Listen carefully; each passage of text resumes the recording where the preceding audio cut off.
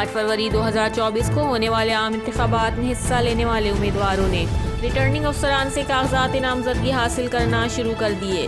बुध के पहले रोज साबिक वजीर आला सिंध सैयद कायम अली शाह और पीपल्स पार्टी के साबिक रुकन कौमी असम्बली नवाब खान वसान ने PS-26 इलेक्शन लड़ने के लिए कागजात नामजदगी हासिल किए।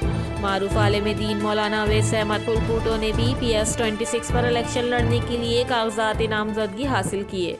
डॉक्टर प्यारो खान फलपूटो, इरशाद अली, शौकत अली मकौल और बशार अहमद ने भी PS-26 पर इलेक्शन लड़ने के लिए कागजात नामजदगी वसूल किए।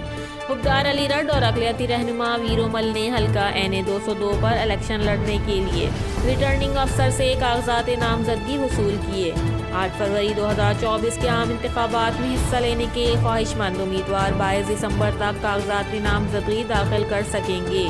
उम्मीदवारों की जानिब से कागजात नामजदगी हासिल करने और रिटर्निंग अफसरान के पास दाखिल करने का सिलसिला 22 दिसंबर तक जारी रहेगा। रिपोर्टर सोहफ अलग, CCN न्यूज़, खैरपुर।